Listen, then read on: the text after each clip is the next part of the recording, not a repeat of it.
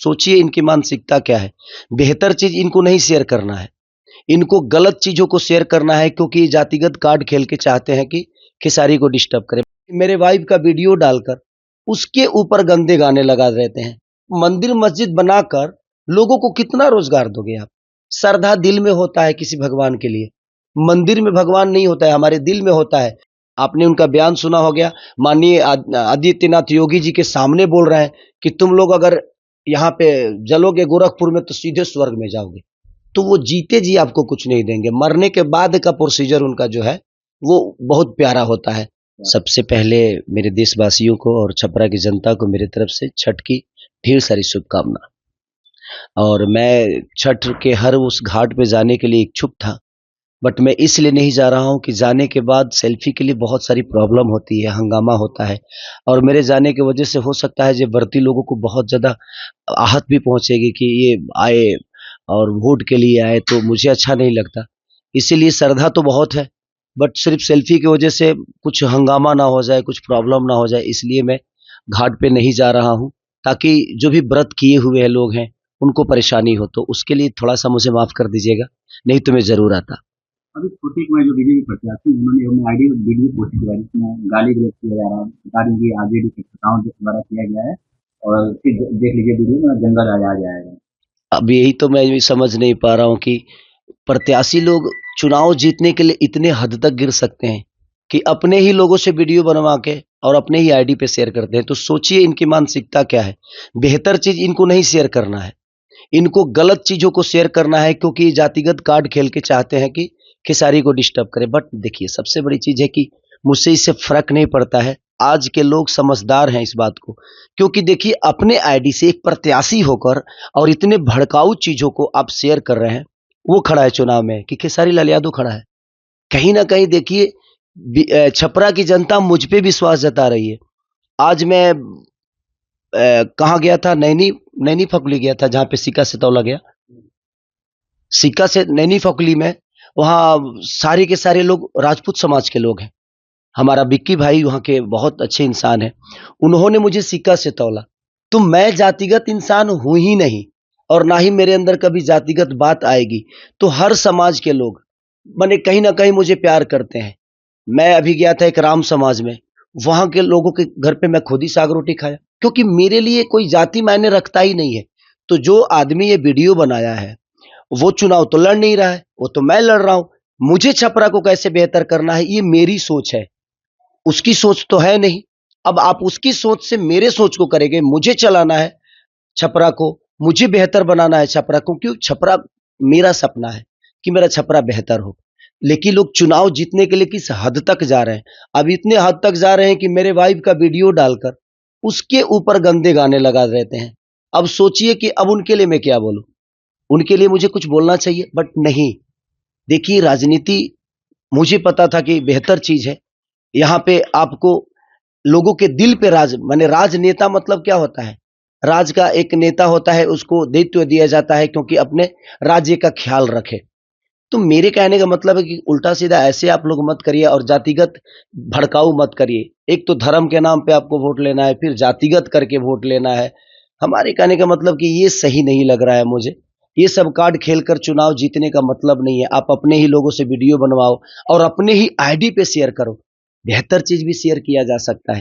ये जातिगत ना मैं था, ना हूं, ना मैं रहूंगा। और आज के डेट में लोगों को पता है जो सच्चाई क्या है, क्योंकि सरकार में मैं हूं और मैं चुनाव लड़ रहा हूं, तो मेरा विचारधारा कैसा है, मेरा व्यक्तिगत कैसा है, ये लोगों को पता है। तो इसका कोई मतलब है नहीं, और मुझे लगता है कि ये बहुत निंदनीय काम है। और मैं प्रशासन से रिक्वेस्ट करूंगा कि जो लोग भी ऐसे काम कर रहे हैं तो उन पे जो भी कार्रवाई हो सकती है आप भरपूर कार्रवाई करिए, और जो उनकी सजा होती है उनको दीजिए, क्योंकि ऐसे चीजों का बढ़ावा मैं ना दे सकता हूं और ना मेरे नेचर में है। रवि किशन ने चुनावी जनसभा में कहा था कि आपने राम मंदिर की जगह अस्पताल बनाने की बात कही, अगर भाई अधर्मी हो जाए तो उस पर तीर जरूर चलेगा, जान लीजिए। भाई मैं धर्म के विरोध में कभी नहीं रहा, और मैं धर्म के विरोध में नहीं, आज भी नहीं हूं। लेकिन लोग जो धर्म के नाम पे वोट मांगते हैं, जो धर्म के नाम पे लोगों को भड़काते हैं, मैं उनका विरोधी हूं। अब उनको लगता है कि मैं उनकी सोच का विरोधी हूं तो मैं धर्म का विरोधी हो गया। मैंने राम के बारे में थोड़ी कुछ कहा। मैंने बोला कि भाई मंदिर जरूरी है, बट कॉलेज भी तो जरूरी है, शिक्षा भी तो जरूरी है, अस्पताल भी तो जरूरी है, लोगों के रोजी रोजगार भी तो जरूरी है। आप सिर्फ मंदिर मस्जिद बनाकर लोगों को कितना रोजगार दोगे आप? श्रद्धा दिल में होता है किसी भगवान के लिए, मंदिर में भगवान नहीं होता है, हमारे दिल में होता है, उत्पन्न होता है, तब हम मंदिर जाते हैं। मेरा विषय वो है कि मंदिर बनना चाहिए। मैं ये नहीं कह रहा हूं कि मंदिर नहीं बनना चाहिए, मंदिर बनना चाहिए, लेकिन मंदिर के साथ साथ लोगों का ख्याल भी। आखिर बताइए, आप मंदिरें बना दे और लोगों के पेट में अन्न ही ना दे तो भूखे भजन होता है क्या? और रवि भैया के बात के लिए तो आप बिल्कुल कुछ मत कहिए। वो तो जीने के लिए कुछ बनाते नहीं है, वो तो मरने के लिए बनाते हैं। आपने उनका बयान सुना हो गया, माननीय आदित्यनाथ योगी जी के सामने बोल रहे हैं कि तुम लोग अगर यहाँ पे जलोगे गोरखपुर में तो सीधे स्वर्ग में जाओगे। तो वो जीते जी आपको कुछ नहीं देंगे, मरने के बाद का प्रोसीजर उनका जो है वो बहुत प्यारा होता है कि आपके चैन से जलने के लिए वो व्यवस्था करेंगे, आपके जीने के लिए वो कोई व्यवस्था आपको नहीं देंगे। वो कुछ भी बोल सकते हैं, वो महादेव है भाई और हम लोगों के बड़े भाई है और उनका विचारधारा अलग है। तो आपने सुना होगा ना, और उस पे आदित्यनाथ योगी जी हंस रहे हैं क्योंकि उनको भी लग रहा है कि ये जोकराई चल रहा है।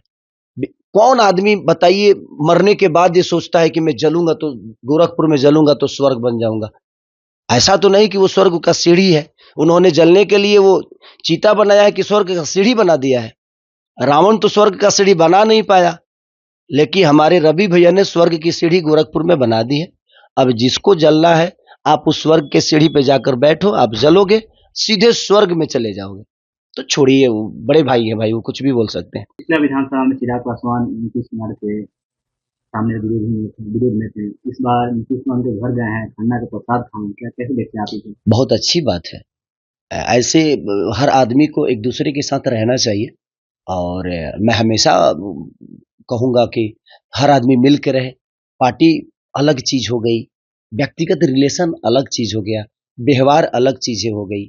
कोई जरूरी नहीं है कि हम एक दूसरे के पार्टी में है तो हम घोर विरोधी हैं। ये चुनाव कल खत्म हो जाएगा, लेकिन मुझे लगता है कि हम सबको जीना है और समाज में ही रह के जीना है। तो हमें हर समुदाय, हर लोग, हर जाति के लोगों के हर त्योहार में एक दूसरे के साथ रह के और उसके त्योहार का एंजॉय करना चाहिए और उसका सम्मान करना चाहिए। अच्छा सिंह आज भी बयान दिया है कि मैं खेसारी को क्यों सपोर्ट करूँ, वो मेरे बारे में उल्टा सीधा बयान देते रहते हैं, इसलिए मैं सपोर्ट नहीं करी। वहीं कौन सी पत्नी को उन्होंने सपोर्ट किया कि मैं उनको लेडीज सपोर्ट करूंगी लेकिन खेसारी को सपोर्ट नहीं करूंगी। Thank you. किसी को तो कर रही है ना, भगवान करे कि वो बिल्कुल करे। मेरी भी शुभकामना है कि उनके सपोर्ट से कम उनको कुछ फायदा हो और वो बिल्कुल चुनाव जीते। कौन सी पत्नी ने एक बयान में दिया है, एक न्यूज चैनल ने बताया है कि वो आपसे बात की थी कि खेसारी भैया मेरे लिए एक दिन कम से कम टाइम निकाल के आ गया है। तो नहीं, अभी मेरी बात नहीं हुई है उनसे, ऐसे झूठ नहीं बोलूंगा। उनको उम्मीदवार बनने के बाद कभी मेरी इधर बात नहीं हुई है। मैंने उनसे बोला था कि चंदा अगर चुनाव लड़ेगी तो मैं व्यस्त इधर ही रहूंगा। अगर चाहे अगर हम चुनाव नहीं लड़ते हैं हमारे परिवार से कोई, या मैं, मेरा तो लड़ने का कोई इरादा था ही नहीं, लेकिन चीजें हो गई।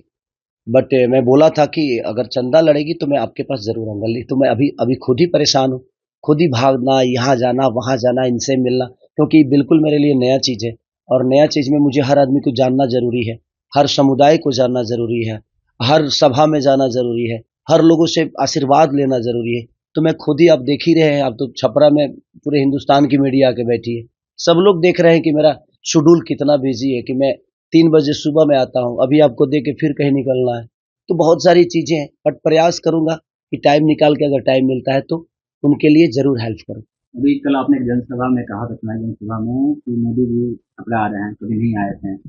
हम आपको बता दें कि 2 बार मोदी जी यहाँ आ चुके हैं। इसका वीडियो वायरल होने के बाद यहाँ के विधायक प्रेम गुप्ता ने कहा कि बैल बुद्धि को कौन समझाए, ये पढ़ाई जरूरी, इसलिए पढ़ाई जरूरी है। मोदी जी 2 बार पटना में आ चुके हैं, उनको कौन बताया? देखिए, पढ़ना जरूरी है, इस बात को मैं उनके बातों को नकार नहीं सकता।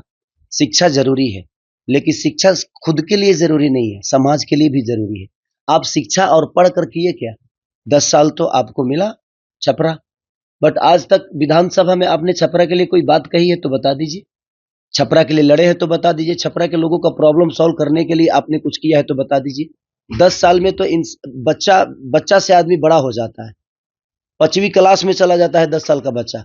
लेकिन ये तो 1 क्लास लोग बोलते हैं ना, ये तो 3rd क्लास बना दिए छपरा को। तो देखिए वो बुजुर्ग आदमी है, उनका सम्मान है मेरे नजर में। ठीक है, उनको लगता है कि बैल बुद्धि है, तो मैं बैल बुद्धि ही सही हूं, कम से कम छपरा के विकास के लिए सोच तो रहा हूं, छपरा के लोगों के लिए बेहतर करने की प्रयास तो कर रहा हूं। तो ठीक है, ये उनका विचारधारा है, वो सम्मानित है, उनके लिए कोई दिक्कत नहीं है, वो मुझे जो बोलना चाहते हैं बोल सकते हैं। मेरे विचारधारा में नहीं है कि मैं उनको कुछ गलत बोलूं, बाकी उनकी अपनी सोच है।